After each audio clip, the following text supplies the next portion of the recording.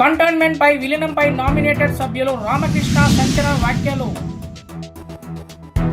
విలీనం అయితే సస్యశ్యామలంగా ఉన్న కంటోన్మెంట్ కాంక్రీట్ జంగిల్ మారుతుంది. 80% మంది ప్రజలు విలీనానికి వ్యతిరేకంగా ఉన్నారు. విలీనం వలన కంటోన్మెంట్ ప్రజలు జరిగే లాభాల కంటే ఎక్కువ నష్టాలే.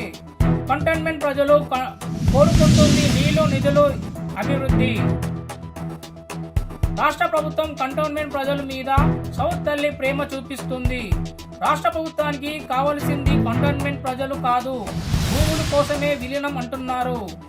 కేంద్ర ప్రభుత్వం విలీనం కోసం సివిల్ ప్రాంతాలను మాత్రమే ఇస్తానంది. ఆర్మీ భూములు కావాలంటే వాటి స్థానంలో రాష్ట్ర ప్రభుత్వ భూములు ఇవ్వాల్సిందే. విలీనం అయితే సస్యశ్యామలంగా ఉన్న కంటోన్మెంట్ క్రికెట్ కాంట్రాక్టు జంగిల్ మారుతుంది.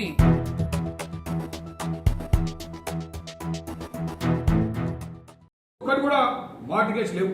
మా అసెట్స్ మేమే ఓన్ చేస్తున్నాం, కానీ జిహెచ్ఎంసీ అసెట్స్ అన్ని కూడా మార్టిగేజ్ అయిపోయినాయి. వాళ్ళది టోటల్ అడ్మినిస్ట్రేషన్ కొలాప్స్ అయిపోయింది. ఏం జరుగుతుందో ఎవరు కంట్రోల్ లేరు. ఏ సిబ్బంది ఎప్పుడు ఉంటాడా, ఏ సిబ్బంది ఎప్పుడు ట్రాన్స్ఫర్ అవుతాడా వాళ్ళకు కూడా తెలియదు. ఈరోజు ఎంప్లాయీస్ అక్కడ ఉన్న జిహెచ్ఎంసీ ఎంప్లాయీస్ భయాందోళన చెందుతున్నారు. మా జీతాలు టైంకి రావట్లేని. నార్మల్గా జీతాలు ఫస్ట్కో లేదా ఫస్ట్ వీక్కో రావాలా, కానీ మంత్ ఎండింగ్ వచ్చే పరిస్థితి ఈరోజు జిహెచ్ఎంసీ ఉంది.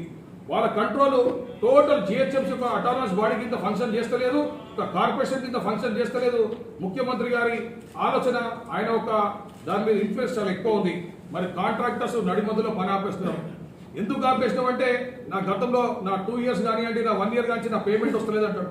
ఇక్కడ పని సగం స్టార్ట్ చేసి ఆపేస్తున్నాడు. మరి మా కంటోన్మెంట్లో ఆ పరిస్థితి లేదు. ఈరోజు మేయర్ గారు కౌన్సిల్ మీటింగ్ ఎప్పుడు పెడతారో వాళ్ళకే తెలియదు.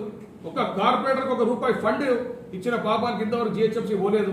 మరి కార్పొరేటర్ వాళ్ళని గెలిపించుకున్న ఎవరైతే జనం ఉంటారో వాళ్ళకి పోయి ఒక ప్రామిస్ చాలా గట్టిగా చేయలేని పరిస్థితి. ఎందుకంటే ఆయన తెలియదు నిధులు ఉంటాయా లేవా, నిధులు వస్తాయా రావా అనే పరిస్థితి మరి వాళ్ళు ఉన్నారు. ఈరోజు మీరు ఒక్క కౌన్సిల్ మీటింగ్ అని చూడండి, పూర్తి ఎజెండా కంప్లీట్ అయిన ఒక్క కౌన్సిల్ మీటింగ్ ఉన్నదా జిహెచ్ఎంసీలు అనేది మీ అందరూ కూడా అడుగుతున్నాం. మరి మాకు తీసుకపోతే ఒక బెటర్ ఆర్గనైజేషన్ కలపాలా. మేము మాకన్నా మంచి ఆర్గనైజేషన్లో మర్చి కామంటే ప్రజల మటుకు చాలా ఆనందంగా ఉంటారు. కానీ మాకన్నా హారబుల్, మాకన్నా మిజరబుల్గా ఫెయిల్ అయిన ఆర్గనైజేషన్లో ఏ విధంగా కలవాలని ప్రజలు భయపడుతున్నారు. ఈరోజు మీరు జిహెచ్ఎంసీ అకౌంట్స్ చూడండి, థర్డ్ పార్టీ మేనేజ్ చేస్తూ యాస్ట్రో అకౌంట్స్ అయిపోయాయి. అంటే వాళ్ళు మల్టిపుల్ ఏజెన్సీలో లోన్స్ తీసుకున్నారు. ఆ లోన్స్ అన్ని క్లియర్ అయ్యేదాకా వాళ్ళ అకౌంట్స్ వాళ్ళు వాడుకోలేని పరిస్థితి ఉంది. మరి ఇటువంటి ఒక డిసడ్వాంటేజెస్ ఉన్నాయి. అందరికన్నా ప్రధానమైన డిసడ్వాంటేజ్, ఈరోజు దేశవ్యాప్తంగా ఆర్మీ ఇంకా సివిలియన్స్ కి జరిగే ఏకైక official meeting cantonment board meetings. Cantonment బోర్డే ఒకటే ఒక ప్లాట్ఫామ్ ఎక్కడైతే ఆర్మీకి సివిలియన్స్ కి అఫీషియల్ ఇంటరాక్షన్ ఉంటుందో. మరి ఒకవేళ కంటోన్మెంట్ బోర్డ్స్ లేకపోతే మరి ఈ విధంగా అఫీషియల్ ప్లాట్ఫామ్ ఎక్కడైతే ఆర్మీ అధికారులతో మనం ఇంటరాక్ట్ అవ్వచ్చో, ఎక్కడైతే మాట్లాడచ్చో, ఆన్ రికార్డ్ డిస్కషన్ చేయొచ్చో, మరి అవన్నీ కూడా కోల్పోయే అవకాశాలు ఎక్కువ ఉంటాయి. ఏది చూసినా కూడా రెండే అడ్వాంటేజ్ ఉన్నాయి. ఒకటి, మీరు టౌన్ ప్లానింగ్ లో అంటే మీకు కొద్దిగా కట్టుకోవడానికి ఎఫ్ఎస్ఐ కొద్దిగా ఎక్కువ వచ్చే అవకాశాలు ఉంటాయి. ఒకవేళ జిహెచ్ఎంసీలో కలుస్తే మీకు ఎఫ్ఎస్ఐ కొంచెం పెరిగే అవసరం ఉంటుంది. దాని తర్వాత వస్తే ఒక అడిషనల్ ఫ్లోర్ రావచ్చు. ఇది ఫస్ట్ అడ్వాంటేజ్. రెండో అడ్వాంటేజ్, టీపీటీ ఛార్జెస్ మీద ఏవైతే 3.5% ఎక్కువ ఉందో అది తప్పకుండా రెడ్యూస్ అయ్యే ఛార్జెస్ కూడా ఎక్కువ ఉంటాయి. కానీ ఈ రోజు కూడా రాష్ట్ర ప్రభుత్వం తలుచుకుంటే వాళ్ళు state government fee waive off చేసుకుంటే తప్పకుండా కంటోన్మెంట్ ప్రజలకు ఇప్పుడు కూడా కొంచెం వెసులుబాటుతనం ఉంటుంది. ఇక డిసడ్వాంటేజెస్ ఎవరైతే కోరుతున్నారో దీంట్లో ఎక్కువ శాతం జిహెచ్ఎంసీ ప్రజలే అడిగినారు. ఎందుకంటే రోడ్ క్లోజర్స్ కానివ్వండి, మిగతా అంశాలన్నీ కూడా జిహెచ్ఎంసీతో ముడిపడి ఉన్నాయి కాబట్టి ఎక్కువ మటుకు వాళ్ళు అడిగినారు. కానీ డిసడ్వాంటేజెస్ ఏవైతే కంటోన్మెంట్స్ వాస్తవాలు కంటోన్మెంట్ ప్రజలు ఫేస్ అవుతున్నాయో అందరికన్నా ఇంపార్టెంట్, ఎప్పుడైతే ఎఫ్ఎస్ఐ లిమిటేషన్ తీసేస్తారో ఎంటైర్ కంటోన్మెంట్ ప్రాపర్టీస్ అన్నింటిలో కూడా హెవీగా అర్బనైజేషన్ అవుతుంది. అంటే చాలా హెవీ స్ట్రక్చర్స్ కానివ్వండి, పెద్ద పెద్ద హై రైజ్ బిల్డింగ్స్ కానివ్వండి, ఇవన్నీ కూడా రావడానికి పూర్తి ఆస్కారం ఉంటుంది. మరి హై రైజ్ బిల్డింగ్స్ వచ్చిన తర్వాత, కమర్షియలైజేషన్ అయిన తర్వాత రోడ్లన్నీ ఇరకాటం అవుతాయి. ఉన్న నాలాలు కానివ్వండి, వాటర్ ఇన్ఫ్రాస్ట్రక్చర్ కానివ్వండి, రోడ్ ఇన్ఫ్రాస్ట్రక్చర్ కానివ్వండి, ఇవన్నీ కూడా కంజెస్ట్ అయిపోతాయి. మరి చాలా అంటే ఈరోజు ఉన్న స్మూత్ లివింగ్ మరి ఫ్యూచర్లో ఉండే ఛాన్సెస్ చాలా తక్కువ ఉంటాయి. మరి దాంతోపాటు ఏవైతే ట్రాఫిక్ కంజెషన్ స్టార్ట్ అవుతాయో అంటే ఇప్పుడు 3,000 లక్షల మంది ఉంటున్నారు. అంటే ఇప్పుడు పిల్లలు లెక్కేసుకుంటే యావరేజ్గా 4.5 lakh పీపుల్ ఉంటారు. రాబోయే దినాలకు ఒక 7-8 లక్షలు యాడ్ అయితే మటుకు ట్రాఫిక్ కంజెషన్ కూడా చాలా తీవ్రంగా కంటోన్మెంట్ ప్రాంతంలో స్టార్ట్ అవుతుంది. మరి అందరికన్నా ఇంపార్టెంట్, ఎప్పుడైతే హై రైజ్ బిల్డింగ్స్ వస్తాయో సెక్యూరిటీ ఇష్యూస్ కానీ సెక్యూరిటీ కన్సర్న్స్ కూడా చాలా పెద్ద ఎత్తున అందరికీ ఇబ్బంది కలుగుతుంది. మరి ఇదే కాకుండా మెయిన్ పాయింట్ ఏదైతే ఆర్మీ ఎన్ఓసి ఉంటుందో, అంటే ప్రతి ఒక్కరు ఎవరైనా బిల్డింగ్ కట్టుకోవాలన్నా ఇల్లు కట్టుకోవాలన్నా ఆర్మీ నుంచి ఎన్ఓసి తీసుకునే పరిస్థితి వస్తుంది. ఈరోజు మనం కంటోన్మెంట్లో ఉంటున్నాం కాబట్టి ఈ ఒక్క రూల్ కంటోన్మెంట్లో అమలు కావట్లేదు. కానీ మిగతాది గ్రేటర్ హైదరాబాద్ కానివ్వండి, పంచాయత్ కానివ్వండి, ఏ ఊరు మారుమూల ప్రాంతంలో పోయినా కూడా అక్కడ మనకు తప్పకుండా మీరు ఆర్మీ ఎన్ఓసి తీసుకోవాలా. 100 మీటర్ల దాకా ఓన్లీ గ్రౌండ్ ఫ్లోర్ పర్మిషన్ వస్తుంది. అంటే ఆర్మీ ఎస్టాబ్లిష్మెంట్స్కి if you are very near army establishments, nearly అంటే లెస్ దాన్ 100 meters ఉంటే army will permit you only ground floor construction. In case you are falling under the 500 meters limit, then only ground first floor will be allowed. ఈ యొక్క NOC తీసుకోవాలంటే దాదాపు మీకు 6 నెలల నుంచి 2 సంవత్సరాల దాకా మీకు టైం పీరియడ్ ఉంటుంది. మరి కాన్సెప్ట్ స్టేట్ గవర్నమెంట్ ఫెయిల్యూర్ మీద ఎన్నో సంవత్సరాల నుంచి నడుస్తుంది. దాని ప్రధానమైన అంటే మినిస్ట్రీ ఆఫ్ డిఫెన్స్ ఈ ఒక ఆలోచన చేసిందంటే ప్రధానమైన కారణం స్టేట్ గవర్నమెంట్స్ ఇక్కడ బాధ్యత తీసుకోవట్లేవని. మరి ఈరోజు నేను చూస్తా ఉన్నా రేవంత్ రెడ్డి గారు కేవలం ల్యాండ్ కోసం, అంటే కంటోన్మెంట్ లో గతంలో కేసీఆర్ గారు కానీ ఈరోజు రేవంత్ రెడ్డి గారు కానీ కేవలం మా దగ్గర ఉన్న సర్ప్లస్ ల్యాండ్స్ ని, ఈ విధంగా ఫ్రీ ల్యాండ్స్ ఉన్నాయో దాన్ని ఏం చేసుకునే కానీ మా కంటోన్మెంట్ ప్రజల మీద ఏం లేదు. ఈరోజు రేవంత్ రెడ్డి గారు డెవలప్మెంట్ చేస్తా అంటే ఎవరు ఆపిరు? మా దగ్గర వచ్చి ఇన్ఫ్రాస్ట్రక్చర్ డెవలప్మెంట్ చేస్తా అంటే ఎవరైనా ఆపిరా? ఇన్ఫాక్ట్ ఆయన వెల్కమ్ చేస్తున్నాం. మాకు కావాల్సిన వాటర్ సప్లై ఇమ్మంటే ఆయన ఇవ్వకపోవటం మరి బాధాకరం.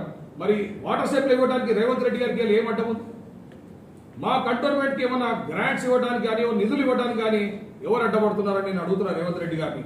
కానీ ఏదో చిన్నపిల్లలాగా మీరు మర్జు చేస్తేనే నేను చేస్తా అంటే ఇప్పుడు చేయలేను, ఫ్యూచర్లో చేస్తాను ఏం నమ్మకం? 118 కాన్స్టిట్యున్సీలో పనిచేస్తున్నారు ఏ ముఖ్యమంత్రి అయినా, గతంలో కేసీఆర్ గారు కానీ ఈరోజు రేవంత్ రెడ్డి గారు కానీ. రేవంత్ రెడ్డి గారు ఇక్కడ ఎంపీ అయిండు. ఎంపీ అయిన తర్వాత 5 years టర్మ్లో కంటోన్మెంట్లో చేసింది ₹1 ఖర్చు పెట్టలేక, ఆ రూపాయి ఖర్చు పెట్టలే. కనీసం ఇప్పుడు ముఖ్యమంత్రి 7-8 నెలలు అవుతుంది. ఆయన మెట్రో వాటర్ వర్క్స్కి సీఎం బై డిఫాల్ట్ ఆయనే చైర్మన్. మరి ఆయన కనీసం ఈరోజు మా వాటర్ ఇష్యూ కూడా రిజాల్వ్ చేయలేకపోయిండు. ఆయన కేవలం కొడంగల్ ప్రాంతానికి ఒక 5,000 కోట్లు ఇచ్చి దానికి ఒక డెవలప్మెంట్ బోర్డు తయారు చేసిండు. మరి ఇక్కడ ఉన్న బోర్డుని పూర్తిగా విస్మరిస్తున్నాడు. ఆయన 2 బోర్డు మీటింగ్లు రావడం జరిగింది. కేవలం ఆయన వ్యక్తిగత కారణం వల్ల, ఆయన పార్టీ కారణాల వల్ల రావడం జరిగింది. ఒకటి కాంగ్రెస్ పార్టీ ఆఫీస్కి పర్మిషన్ కోసం వచ్చిండు. ఆ రోజు బోర్డులో అది ఒక ల్యాప్స్ అయిపోయిన పాలసీ అని మేము డిసైడ్ చేసి దాని పర్మిషన్ రద్దు చేస్తే మళ్ళీ ఇంకా 45 రోజుల తర్వాత 2 నెక్స్ట్ సబ్సిక్వెంట్ బోర్డు మీటింగ్ రావడం జరిగింది. కొత్త జీవో తీసుకొని వచ్చిండు. మరి దీన్ని బట్టి కాంగ్రెస్ టీఆర్ఎస్ పార్టీ కలిసి ఉన్నట్టు కాదా? ఆయనకు 10 acres ల్యాండ్ ఉండే, అది ల్యాప్స్ అయిపోయింది.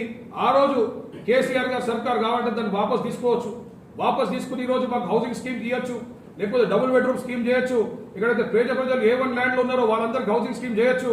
మరి అదన్నీ చేయకుండా మళ్ళా కేసీఆర్ గారు మళ్ళా రేవంత్ రెడ్డికి ఆ 10 ఎకరాలు రియలాట్ చేయడం జరిగింది, ఫ్రెష్ జీవో వేయడం జరిగింది. దొంగలు ఊరు పంచుకున్నట్టు మళ్ళా కేసీఆర్ గారు నేను మొన్ననే కాంగ్రెస్ పార్టీలకు ఇచ్చినా కాబట్టి మా పార్టీకి కూడా మేము 11 ఎకరాలు తీసుకుంటామని ఆయన తీసుకున్నాడు. కానీ పేద ప్రజలు కంటోన్మెంట్ ప్రజలకి ఎవరు కూడా లాభం లేదు. ఆ తర్వాత ఏవైతే డెసిగ్నేటెడ్ మా ఓపెన్ ల్యాండ్స్ ఉన్నాయో, బంగ్లా ల్యాండ్స్ ఉన్నాయో, మా సీ ల్యాండ్స్ ఉన్నాయో, ఇవన్నీ కూడా రాష్ట్ర ప్రభుత్వం చేయకపోతే వాళ్ళు దాన్ని కమర్షియలైజ్ చేస్తే ఇక్కడ కాంక్రీట్ జంగల్ కింద కంటోన్మెంట్ ఏదైతే లంగ్ స్పేస్ అని మనం ఈరోజు చాలా గర్వంగా చెప్పుకుంటున్నామో అదొక కాంక్రీట్ జంగల్ కింద మారే విధంగా పూర్తిగా ఘోరంగా అయిపోతుంది. మాకు ఈరోజు ఏ కాలనీ చూసుకున్నా తప్పకుండా 90% అబౌవ్ మా పార్క్స్ ఇంటాక్ట్ ఉన్నాయి. అంటే మా పార్క్స్లో గ్రీనరీ మేము ప్రోత్సహించినాం, ఆ పార్క్స్ మేము ప్రొటెక్ట్ చేసుకున్నాం. కాంపౌండ్ వాల్స్ కానివ్వండి, లేకపోతే దానికి ఏదో విధంగా కేసులు కానివ్వండి, మా 90% అబౌవ్ మా లేఅవుట్స్ అన్నిటి కూడా పార్క్స్ ఉన్నాయి. మరి అవన్నీ కూడా తొందరగా ఈ విధంగా పోయే పరిస్థితి ఉంది. ఈరోజు మాకు సర్ప్లస్ ఓపెన్ గ్రౌండ్స్ ఉన్నాయి. ఎక్కడంటే పిల్లలు కానివ్వండి, ప్రొఫెషనల్ స్పోర్ట్స్ పర్సన్ కానీ ప్రాక్టీస్ చేసుకోవాలంటే సర్ప్లస్ ఓపెన్ గ్రౌండ్స్ ఉన్నాయి. అక్కడ ఇన్ఫ్రాస్ట్రక్చర్కి ప్రయత్నం చేస్తున్నాము. మరి అవన్నీ కూడా మీరు ఈరోజు రాష్ట్ర ప్రభుత్వం చేతికిస్తే తప్పకుండా అమ్ముకొని వాళ్ళ ఒక రాష్ట్ర ప్రభుత్వాన్ని నడిపించుకునే విధంగా ప్రయత్నం చేస్తారు. కానీ ఇక్కడ ఇన్ఫ్రాస్ట్రక్చర్ డెవలప్మెంట్ చేయడానికి ఏమి ఉండదు. అదేవిధంగా రాష్ట్ర ప్రభుత్వం గతంలో ప్లాన్ చేసినట్టు ఒక వెల్ఫేర్ హౌసింగ్ స్కీమ్ కానివ్వండి, ఇండివిజువల్ బెనిఫిషరీ స్కీమ్స్ కానివ్వండి, ఇక్కడ డబుల్ బెడ్రూమ్ కానివ్వండి, లేకపోతే వాళ్ళు ఈ రోజు ఉన్న హౌసింగ్ స్కీము ఇంప్లిమెంట్ చేస్తే దాదాపు ఇంకొక 4-5 లక్షల మంది ఇదే కాన్స్టిట్యూన్సీలో వస్తారు. మరి ఆ రోజు ఇప్పుడు 4.5 లక్షల మందికే మాకున్న ఇన్ఫ్రాస్ట్రక్చర్ ఇబ్బంది అవుతుంది. మరి ఇంకొక 4-5 లక్షల మందిని ఏ విధంగా కేటర్ చేస్తారో మరి ఇవన్నీ కూడా ప్రజలకు ఇబ్బంది అవుతుంది. ఈ రోజు కంటోన్మెంట్ రెసిడెంట్స్ ఒక పీస్ఫుల్ లివింగ్ ఏరియాలో ఉన్నారు. మరి రాబోయే దినం ఇవన్నీ కూడా వాళ్ళు కోల్పోయే పరిస్థితి ఉంటుంది. ఇక పోతే మర్జర్ ఎవరితో కలుపుతున్నారని ఇంపార్టెంట్ ఇష్యూ. అంటే కంటోన్మెంట్ తీసుకొని జిహెచ్ఎంసీలో విలీనం చేస్తారు.